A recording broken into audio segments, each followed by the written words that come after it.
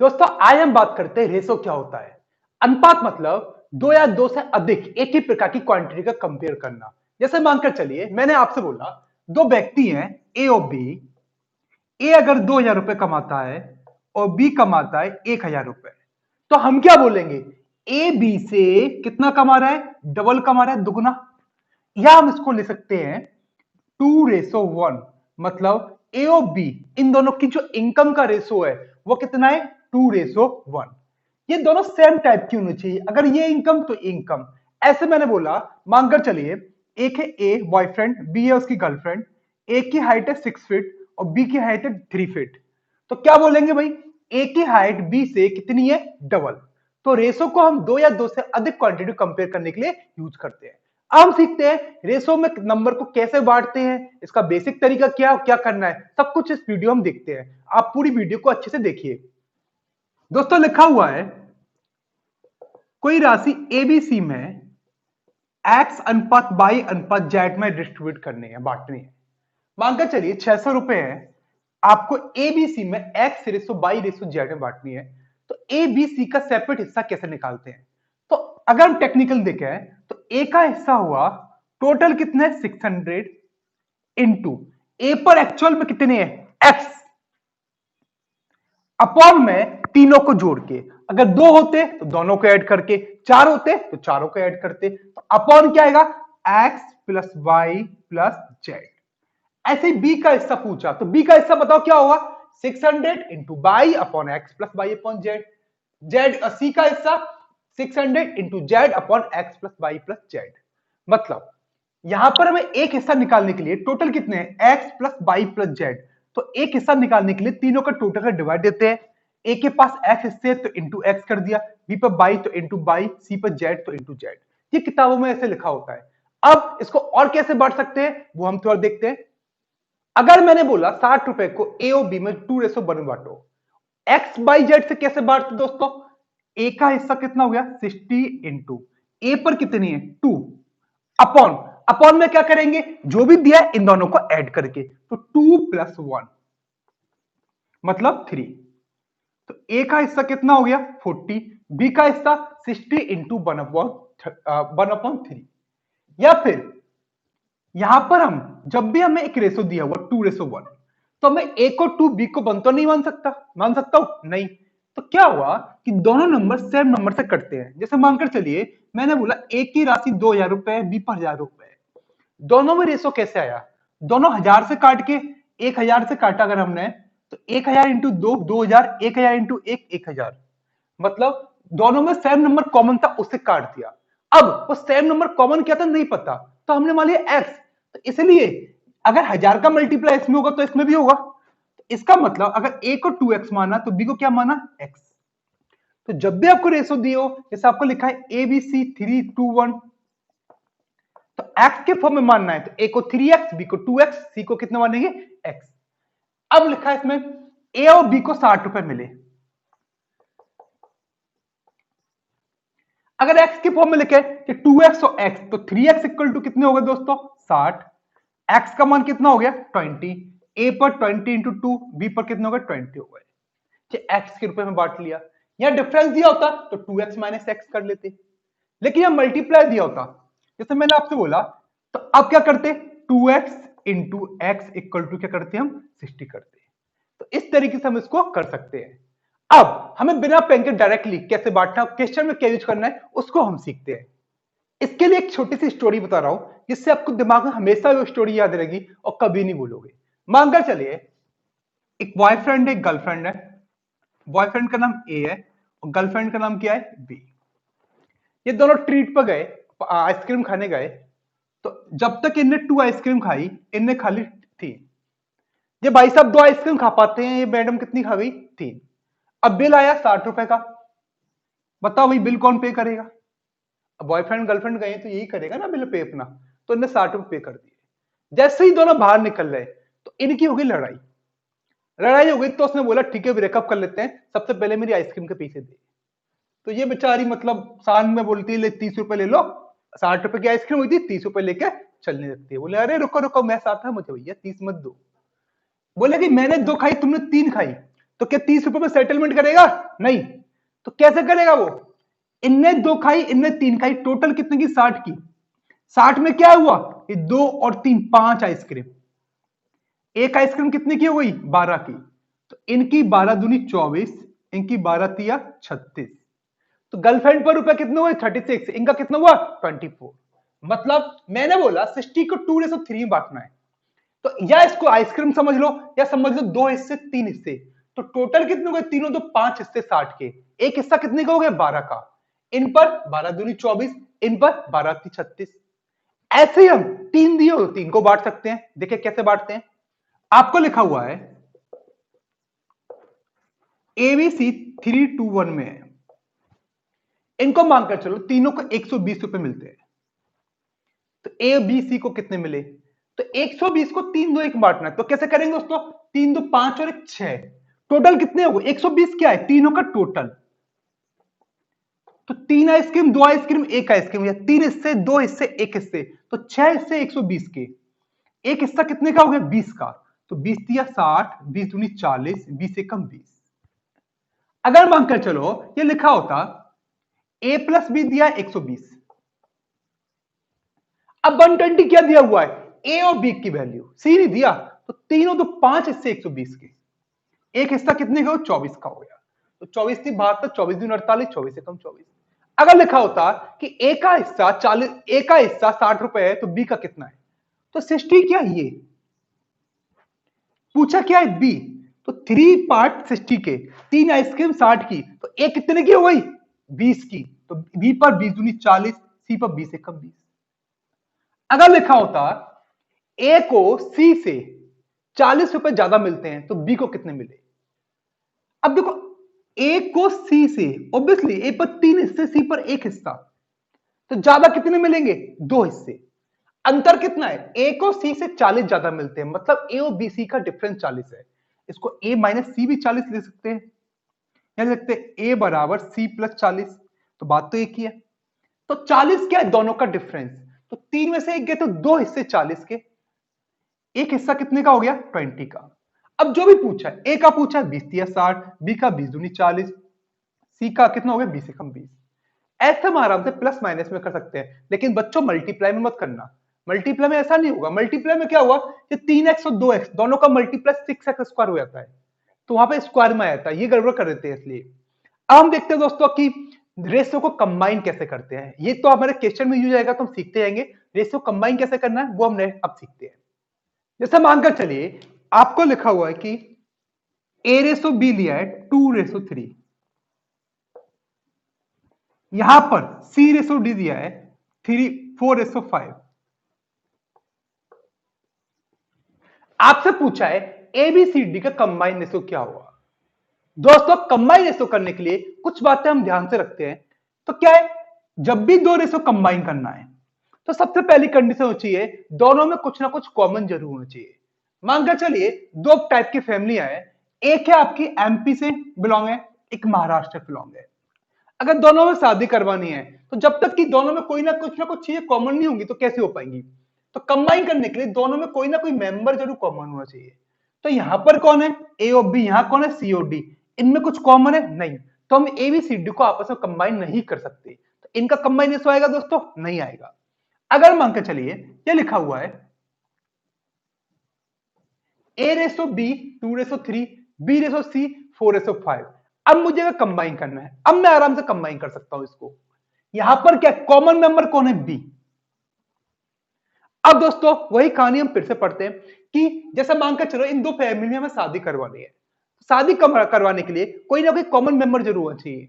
तो इनमें क्या है? जो कॉमन मेंबर है वो कौन है?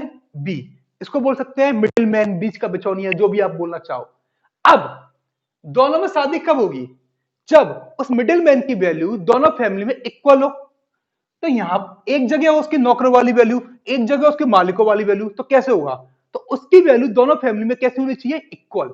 तो यहां पर उसकी वैल्यू 3 रुपए की, यहां पर कितनी है? 4। अगर हमें दोनों में रिश्ता करवाना है, दोनों में शादी करवानी है, तो उस मिडिल मैन की वैल्यू कैसी होनी चाहिए दोस्तों? बराबर होनी चाहिए। तो अब हम क्या करेंगे? क्योंकि बी भी कॉमन है, तो इस बी की वैल्यू दोनों फैमिली में कैसे करेंगे? इक्वल करेंगे। तो इक्वल करने के लिए क्या करेंगे? यहां पर कितने 4, यहां पर कितने 3, तो इन दोनों का एलसीएम ले लेते हैं। 4 और 3 का एलसीएम 12, या फिर 4 का 3 में 4 3 12, 3 का 4 में 3 चौक 12, एक ही बराबर है। यहां पर अगर 8 और 4 होते तो 4 का 8 में 32, 8 का 4 में 32 कर सकते थे। चारों 8 का एलसीएम 8 इक्वल, एलसीएम से क्या है सिंप्लीफाई हो जाता है, तो एलसीएम लेना आता है तो हम एलसीएम ले सकते हैं। तो यहां क्या करेंगे 4 का मल्टीप्लाई या 3 का। अब 4 का मल्टीप्लाई इसमें किया, 4 3 12।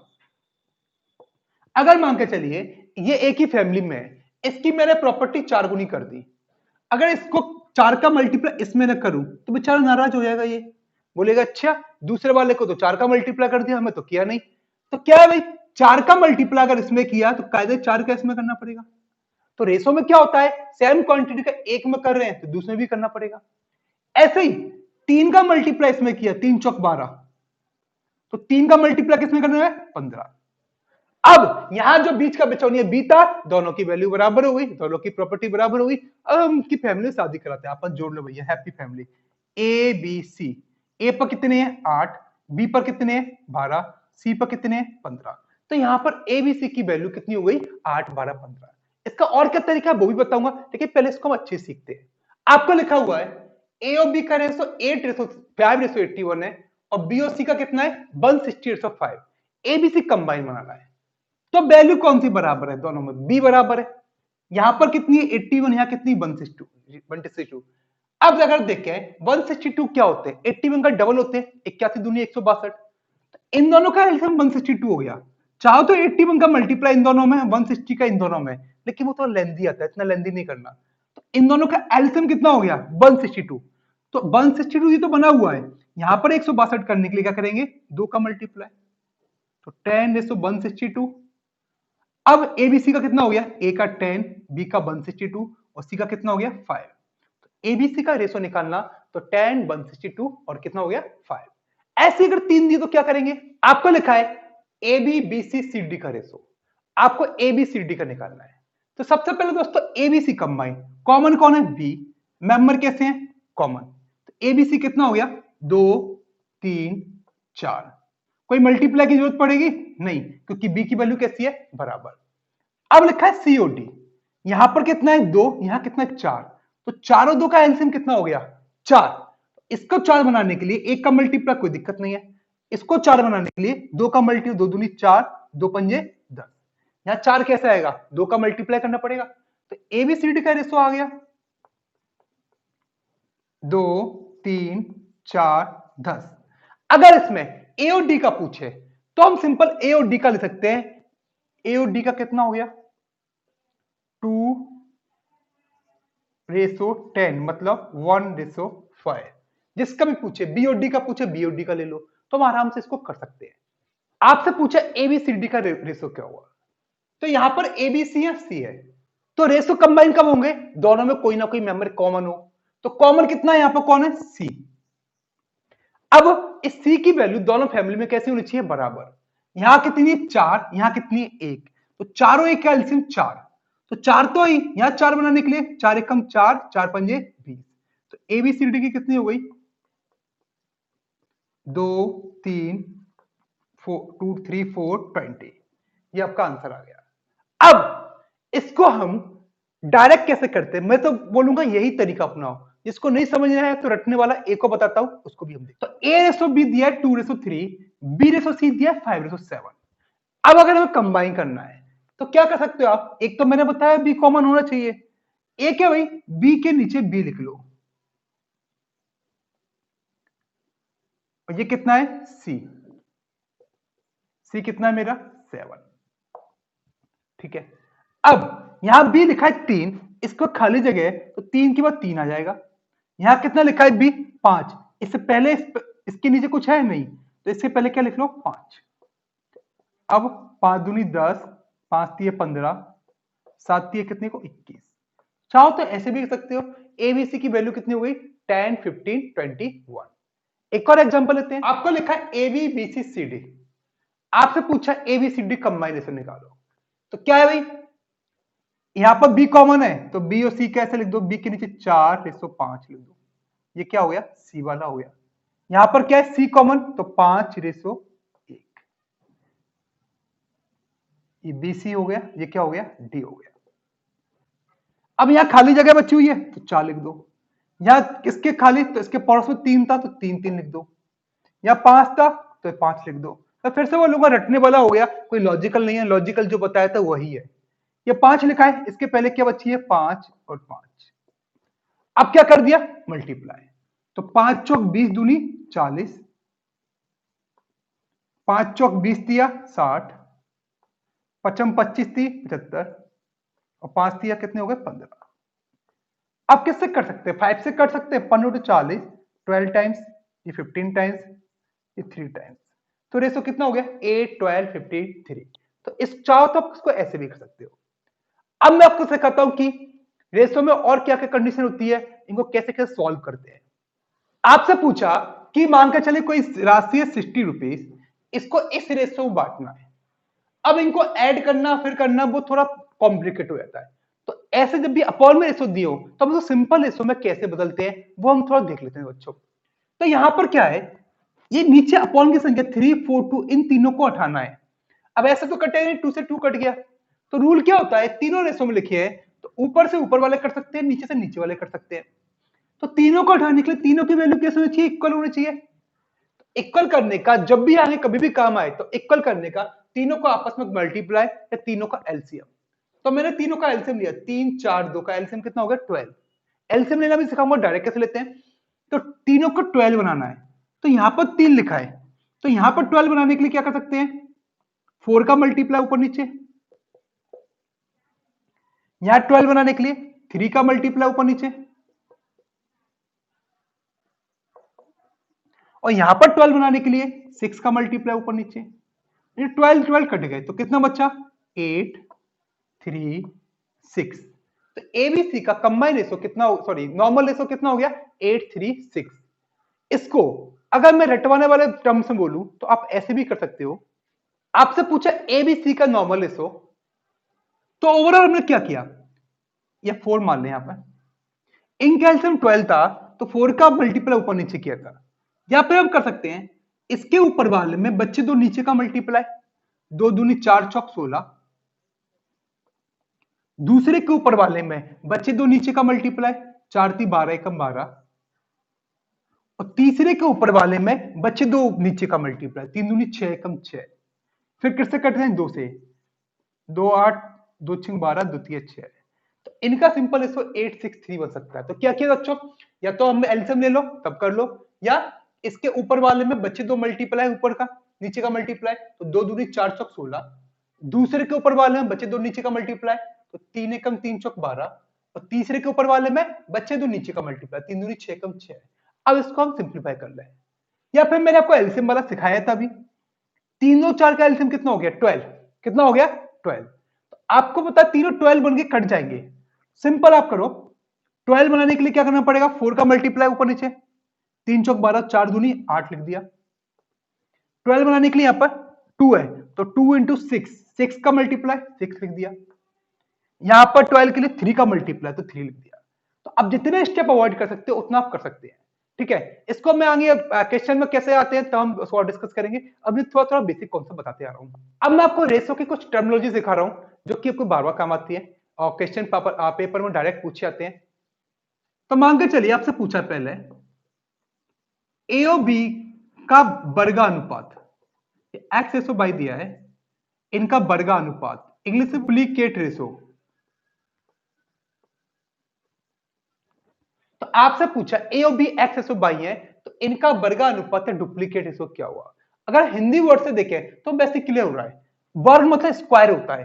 तो ए और बी का डुप्लीकेट रेशो निकालना है तो हमारा क्या होएगा, x square ratio by square. ऐसे ही दूसरा टर्म होता है वर्गमूलानुपात, नोट करते हैं ना, इंग्लिश में बोलते हैं सब डुप्लीकेट रेशो।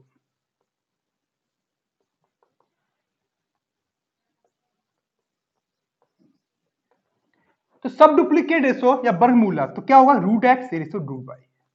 मतलब अगर 2 रेशो 3 दिए तो वर्गानुपात 2 स्क्वायर रेशो 3 स्क्वायर, सब डुप्लीकेट क्या होगा, root 2 ratio root 3।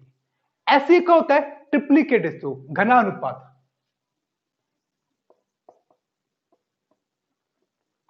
Triplicate ratio. तो क्या होगा, X cube ratio by cube. Triplicate घन मतलब क्यू होता है, S cube ratio by cube. ऐसे अगर पूछे घनमूलानुपात,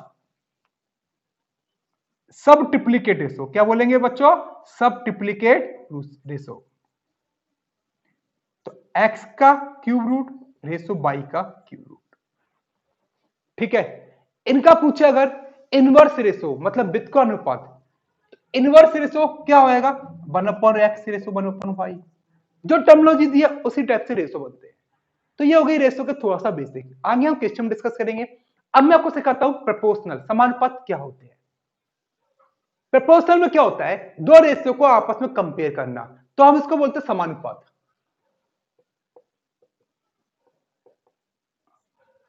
तो अगर ए बी सी डी समानुपात में, ये आपसे बोला कि ए रेशो बी समानुपात सी रेशो डी, ये डबल रेशो का मतलब समानुपात होता है, मतलब प्रपोर्शनल। तो इसका मतलब हो गया ए बटा बी बराबर सी बटा डी। अब इनमें क्या क्या प्रॉपर्टी होती है वो हम थोड़ा सा पढ़ लेते हैं। तो बचपन में पढ़ा होगा, एक होता है आपका योगानुपात, मतलब कंपोनेंडो, क्या बोलते हैं, कंपोनेंडो रेशो। तो इनका योगानुपात में क्या होता है, अगर a बटा बी सी बटा डी के बराबर है तो a प्लस बी बटा बी बराबर सी प्लस डी बटा डी होगा। एक होता है अंतरानुपात, डिविडेंडो, क्या होता है, डिविडेंडो अंतरानुपात। ये होता है कंपोनेंडो, ये होता है डिविडेंडो। अंतरानुपात में क्या हुआ, a minus B upon B बराबर C minus D upon D होता है। एक होता है योगा अंतरानुपात, ये बहुत कम आता है, योगा अंतरा, कंपोनेंडो डिविडेंडो दोनों का मिक्स, कंपोनेंडो डिविडेंडो रेशो। तो अगर आपको लिखा है ए बटे बी बराबर सी बटा डी, तो इनका योगा अंतरा मतलब दोनों का मिक्स हो जाएगा। तो क्या लिख सकते हैं हम, ए बटा बी बटे ए माइनस बी बराबर सी बटा डी बटे सी माइनस डी।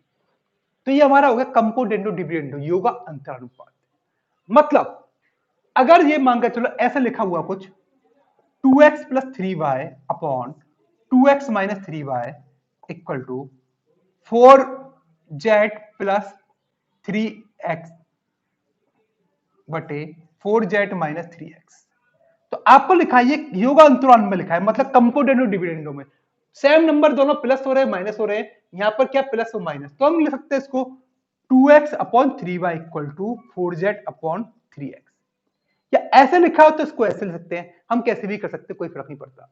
इसका इनवर्स होता अगर 2x minus 3y upon 2x plus 3y, तब भी हम इसको इस रूप में लिख सकते थे। ठीक है। तो आपको क्या करना है, एबीसी का प्रथम समानुपात रखना है, तो x को पहले रख देना है। ए और बी का अगर मध्यानुपात मीन प्रोपोर्शनल, तो x को हम लिख देंगे बीच में। ए और बी का तृतीय अनुपात थर्ड प्रोपोर्शनल पूछा है, तो हम क्या करेंगे, x को हम क्या लिख देंगे लास्ट में। बस ये याद रखना, कुछ याद नहीं रखना आपको। अब मैं आपको बताता हूं क्या करना है। प्रथम पूछा है तो x को पहले रख दिया, तो 3 दिए, तो इसका मतलब होता है x अपॉन ए बराबर a अपॉन बी, पहला बटे दूसरा बराबर दूसरा बटे तीसरा। अब x की वैल्यू आराम से निकल जाएगी, क्या हो जाएगी, ए स्क्वायर बटे बी। अगर आपसे इनका मध्य अनुपात मीन प्रोपोर्शनल पूछा है तो x को क्या रख देंगे बच्चों, बीच में रख देंगे। इसका मतलब a बटा एक्स बराबर x बटा बी हो गया। अब मैं इसको रटवाऊं आपको तो भूल जाओगे, तो आप याद करने के पीछे समझो उसको। तो x का मान क्या हो गया, रूट ए बी हो गया। आपसे अगर ए और बी का थर्ड प्रोपोर्शनल पूछा है तो क्या करेंगे, क्वेश्चन बहुत आते हैं पेपर में इस बेस पर, x को हम लास्ट में रख देंगे। इसका मतलब क्या हो गया, a बटा बी बराबर b बटा एक्स हो गया। अब इसको सॉल्व कर सकते हैं x के लिए। ऐसे ही अगर 3 नंबर दिए एबीसी, इनका चतुर्थानुपात फोर्थ प्रोपोर्शनल, समझ जाना, मैं लिखनी है हर चीज बार बार। तो फोर्थ पूछा तो x को लास्ट में लिख देंगे, 3 दिया हुआ है तो फोर्थ नंबर पर आ गया। तो इसका मतलब क्या हो गया, ए बी बराबर सी बटा एक्स, ए बटा बी बराबर सी बटा एक्स। एक टर्मिनोलॉजी होती है मिश्रानुपात, कंपाउंड रेशो।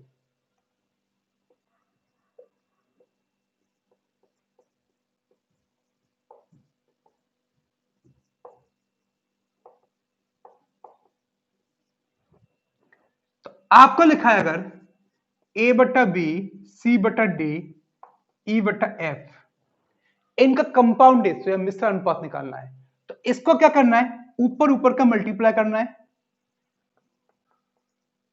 और नीचे नीचे का मल्टीप्लाई। तो कंपाउंड रेशियो निकालना है तो क्या करेंगे, इसके ऊपर वाले एंटीसीडेंट का मल्टीप्लाई कर देंगे और नीचे वाले का मल्टीप्लाई कर देंगे, तो ए सी ई बराबर बटे बी डी